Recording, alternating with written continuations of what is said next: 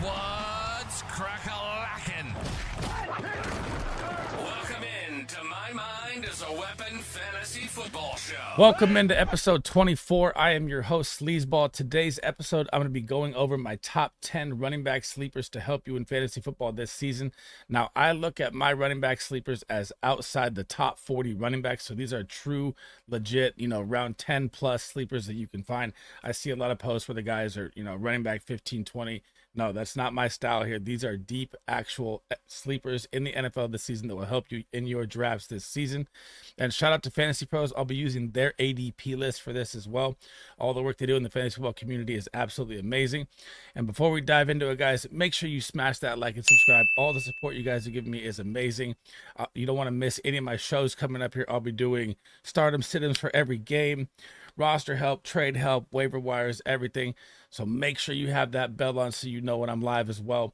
And let's dive into it here, guys. The first running back sleeper you should be targeting in your drafts this season is Jerome Ford, and it absolutely makes no sense to me. And let me break down here why. So currently going off the board at ADP 116, running back 40 off the board, okay? Finished last season as RB 17, had over 200 touches with 204, 813 yards and 4 touchdowns. And you have to remember that this was with Joe Flacco at quarterback, who they know is not mobile in the pocket. They know that they don't have to worry about him running anywhere. They had a lot of loaded boxes facing Jerome Ford, and he still put up top 20 RB numbers. Now, Nick Chubb is on the pup, and it looks like maybe 6 to 8 weeks. And even if he comes back, say, week 7, 8, they probably ramp him up slow. He's probably not the full running back till maybe week 12, 13. We don't know how it's going to look yet. And I thought that Jerome Ford's ADP would mirror this. And for some reason, the fantasy football community, it has not. And I just don't understand that at all. So last year, Jerome Ford finished with 211.2 points. He averaged 12.4 points per game. This is a solid RB2 start weekly, and he's going as RB40. Make it make sense to me. Now, 2 other plus points that come along with Jerome Ford. Well, we can call it 3 if you want. If Deshaun Watson is back playing healthy, all these guys, and he cares about football, all the weapons around him get a boost. Now, the Browns defense is Pro Football Focus. Shout out to them, ranked top 5. Their defense is Pro Football Focus, ranked number 1. This is going to be opportunities that the defense gives the offense more chances to score. And it's just mind-blowing. They even bring in Jerry Jeudy. The defense cannot swarm around a running back when you have to worry about Amari Cooper, Jerry Jeudy, David Njoku. This is going to be an absolutely smash value pick that should be going in round 7 to 8, but he's going around 10 to 11, and I love this pick. The second sleeper running back you should be targeting in your drafts this season, I know. J.K. Dobbins, Mr. My Achilles, everything is always hurt 24/7. I haven't played a healthy year, possibly in the NFL since I've been here. But so last year, he was my 100% do not target player. And he was also being drafted in round 5. Okay. That was an absolute hit for me last year because I figured that his health would not be there. Do I think his health is going to keep up this year?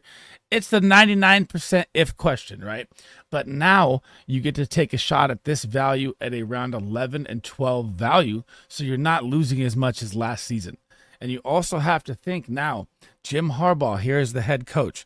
Jim Harbaugh, since he's been a coach anywhere he goes, his NFL running scheme is phenomenal. College running scheme was phenomenal. Look at Blake Corum last year. Went bananas.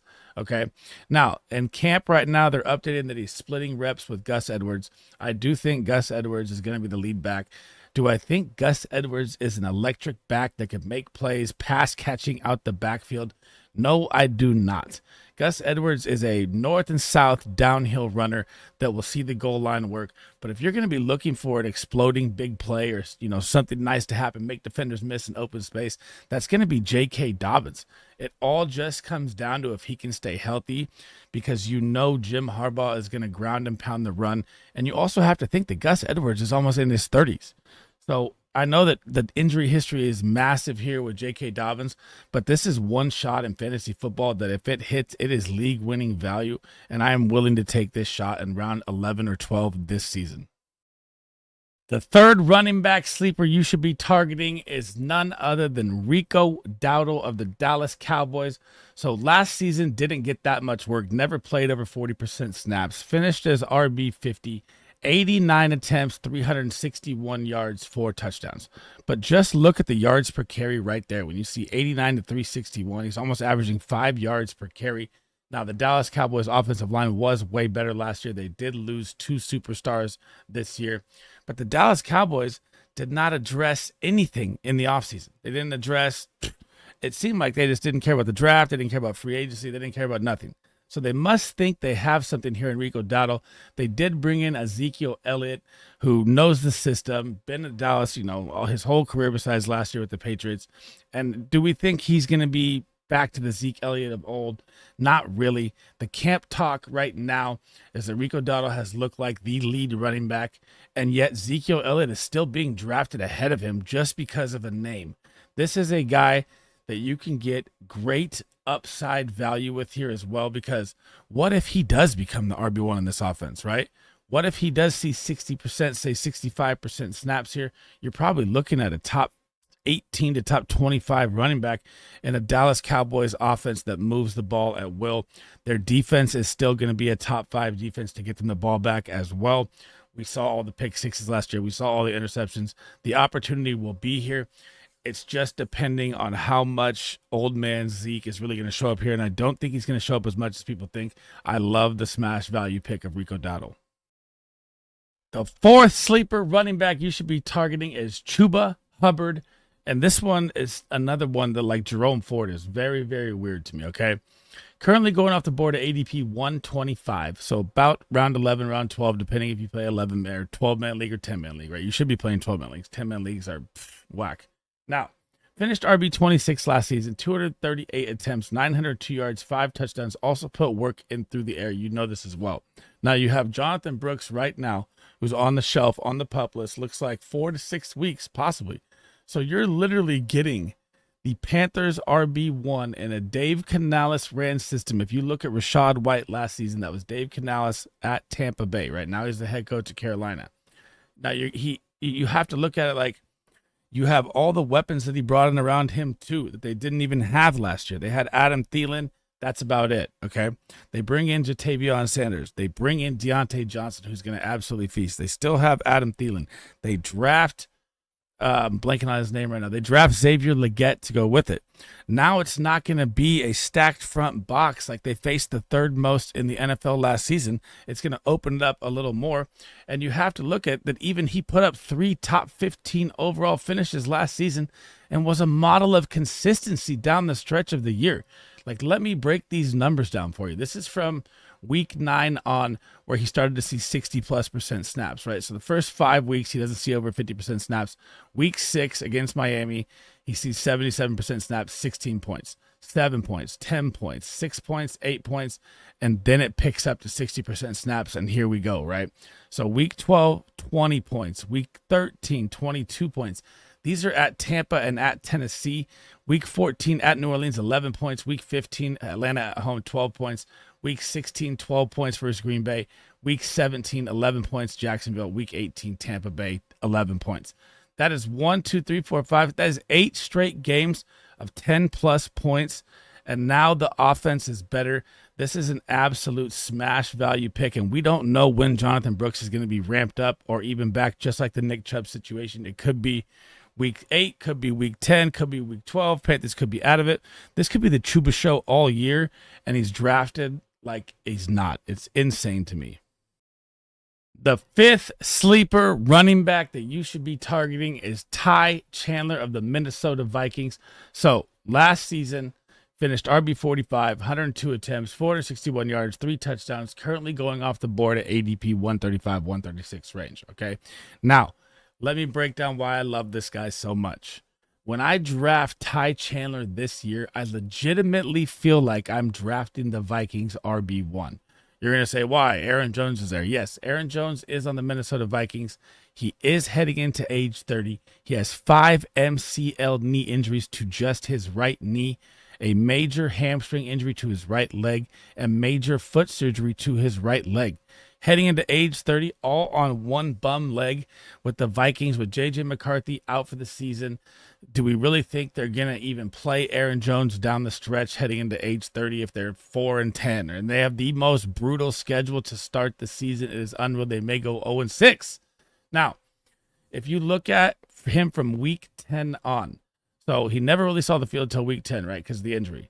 Then he averaged 10.9 points per game for 8 straight weeks, right? He only saw over 80% snaps 2 of those weeks. And he dropped 24 and 20 points in those weeks. He just needs the opportunity. The man is a great pass-catching back. And I've truly, truly believed that when I draft him, like I said at the beginning, that I'm drafting these starting running backs for the Vikings. And I'm getting him in around 12 to 13. And it's just incredible value. And the coach has already said that they're going to be probably a 55-45 split. So, I mean, I don't understand why this guy's drafted so late. This is insane value that you should be targeting your drafts 100%. The 6th running back sleeper is the running back that I am not leaving any single draft, and I can prove it to you with all my pictures. If you want to see him on Twitter, whatever it is, for Jaylen Wright, I own this man everywhere, and let me explain why. But let's get into his college stats here first. So obviously the overall running back finish, he hasn't played in the NFL. He's a rookie out of Tennessee. Had 137 attempts, 1,013 yards on 137 attempts. Do the math in your head right there at how explosive this man is. 4 touchdowns on the season at Tennessee. Should have been more. Now, here is what is crazy coming out of Tennessee. So Jaylen Wright, with his relative athletic score, which is your RAS, which they do at the combine for all the players of the NFL, this man had a 9.82 relative athletic score, which ranked 33rd out of 1,765 running backs since 1984. That is bananas. And the only thing that brought his score down was his height and his weight. Those are fixable. This man could have been the most athletic running back of all time if he was 2 inches taller and weighed 15 more pounds. Insane, right? So now you have Raheem Mostert and Devon Achane in front of him. Sorry, I'm going to talk about this guy for a little bit longer than Mostert because I'm so enamored with Jaylen Wright. Now, Devon Achane last year hurt twice in his rookie year, was a little smaller, bulked up a lot this season, added 20 pounds. I firmly believe he's going to be used more of a workhorse, more than Raheem Mostert this year. That people still think Raheem Mostert. I don't think so. Now, Raheem Mostert gets a 2-year extension. He's 33 years old. He's had 14 career injuries. 14. So last season, I know he had 21 touchdowns. That's an anomaly to me. I don't see that happening again. Maybe 10 plus this year for Mostert. But if either two of these guys get hurt, which is highly likely, right, with their injury history I just broke down, you don't need both of them to go down for this offense to be explosive. So how do I explain that to you? Well, let me show you here. Miami's offense last season with double running back points combined between Mostert and Achane, where they had over 10 plus points each, happened 6 times in the season, okay? The first time it was 97 points combined. That was the Denver game where they went bananas. They had 100 points between the 2 running backs. Week 5, 40 points. Week 13, 37 points. Week 14, 37 points. Week 15, 27 points. Week 16, 31 points. So these guys, if one goes down, just think about that average right there between the scoring. Now, obviously, throw out week 3 where they score 100 points. That's not going to happen every single time. But if you're looking at 40, 37, 37, 27, 31, you're looking at about a 34-point average per game, which is 17 points split between the running backs each time. And you're getting this in round 13. This is why I draft this guy in every round, and you should be too, because this offense is electric and you want every piece of it. The 7th sleeper running back you want, and 100% the handcuff if you draft Bijan Robinson in the first round, is Tyler Allgeier. So currently going off the board at ADP 157. Look at these numbers. This is split backfield last season, okay? Finished RB 34, 186 attempts, 683 yards, 4 touchdowns. Now, I know Arthur Smith, the offensive coordinator, is gone, but this is truly why I am kind of staying away from Bijan at top draft picks from, like, say 5 to 10 range, right? I still love Bijan, but this is the only reason I'm staying away.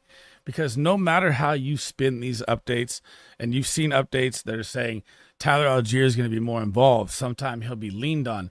Then you see updates of Bijan's going to be used like CMC.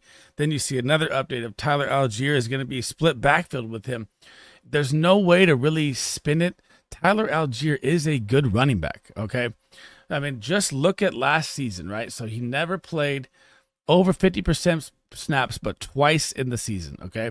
And he only played 56% snaps when he did. So week 1, he plays 56% snaps. He drops 25 points. Week 7, he plays only 51% snaps, drops 14.2 points. This man knows how to find the end zone when given the opportunities. Now they have Kirk Cousins there. Now they have all these weapons. Now they have, you're going to think Drake London's going to explode. Kyle Pitts going to explode. They had Darnell Mooney. I mean, we know Arthur Smith is gone, which, is you're going to think it's released the Kraken because he's gone. But for me, it's just not going to be there. I firmly believe that Tyler Allgeier is still going to see 30 to 40% work share here. And the Falcons are now, look what they add on defense, right? They go out and get tons of free agents. This team is going to be playing for the playoffs. And I firmly believe that Bijan is going to be hampered again by workload capability. I mean, I love Bijan Robinson. I just hate to say it. And Tyler Allgeier is a good backup running back. But if you're drafting Bijan, you better be handcuffing it with Tyler Allgeier. The 8th sleeper that is my guy and should be climbing up your boards just by watching the preseason games is Jaleel McLaughlin. Okay, now I've been preaching this guy as a deep sleeper since the season started, since last year, since I saw him come on the field as a UDFA free agent running back. Okay, so now you have Javonte Williams, another year, back from his ACL, looked terrible last year. Looks good in the preseason, but it's preseason, okay? But let's look back here. Jaleel McLaughlin finished RB 46. He wasn't even supposed to be on the field last year. 78 touches for 410 yards. That is 5.4 yards per carry, which was number 4 in the NFL.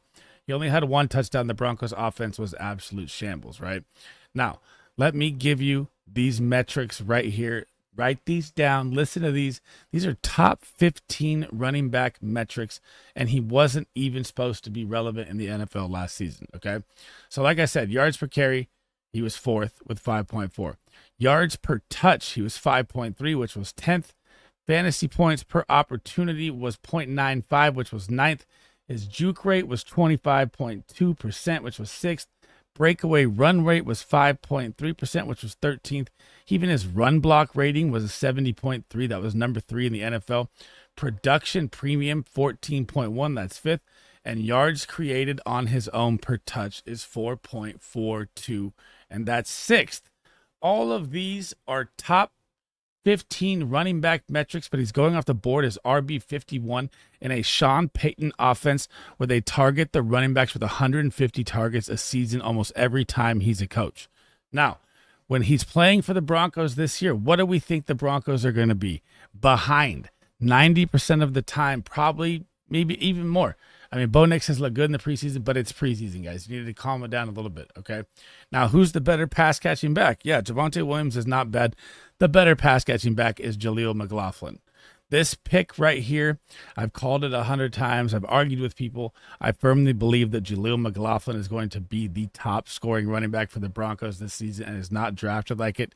And make sure you smash this pick. The 9th running back sleeper is Tyrone Tracy. And if you follow my Twitter or any of my other YouTube videos, I have been talking about this man non-stop and why I'm so enamored with drafting him this year.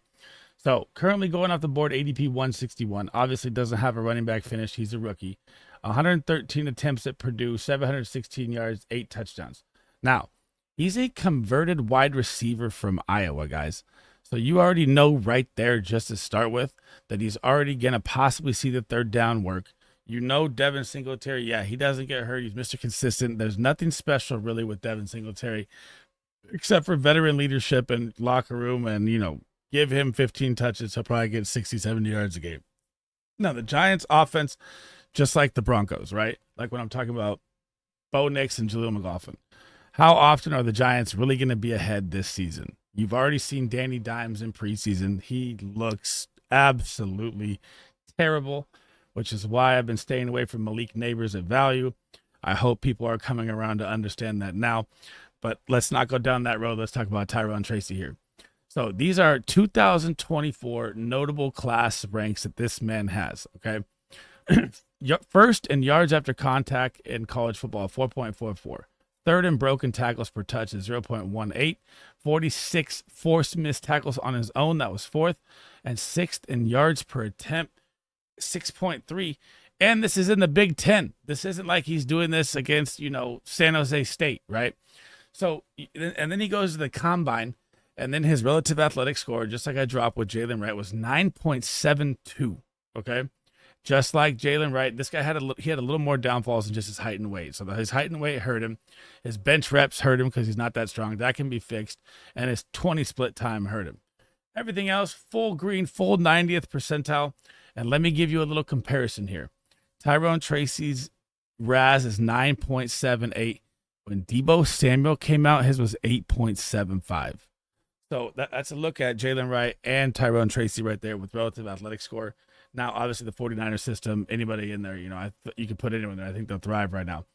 But Tyrone Tracy, I look at it like this. The Giants are going to be, 4-10 heading down the stretch, or 4-8. They're going to look at what they have in their young studs. And I firmly believe that this man is going to take this job by week 8 or week 9, or at least take the lead role where he splits more work than Singletary. And I think he's going to be a league winner down the stretch. And I've been preaching it nonstop to draft this man. Sleeper number 10, last but not least, is one of my favorites to target. And I'm a Niner fan, so it's kind of like when I say us and I'm talking about Niners. I've been preaching about this guy to take the backup role from Elijah Mitchell for 2 to 3 years, because Elijah Mitchell is hurt every single time he touches the ball, right? No matter what, he's like, who would I explain him as? He's like a DJ Shark, right? Every time he goes out there, he just gets hurt, okay? I also thought the Dallas Cowboys would go target him as a trade running back this year, which they should have, because the 49ers have such a stacked running back room. But it looks like he has an injury right now, so he missed the last preseason game. But it looks like he has taken this job from Elijah Mitchell. We don't fully know yet. But I've been saying for years that if this guy ever gets a 3-down role running back job, he will be an absolute stud.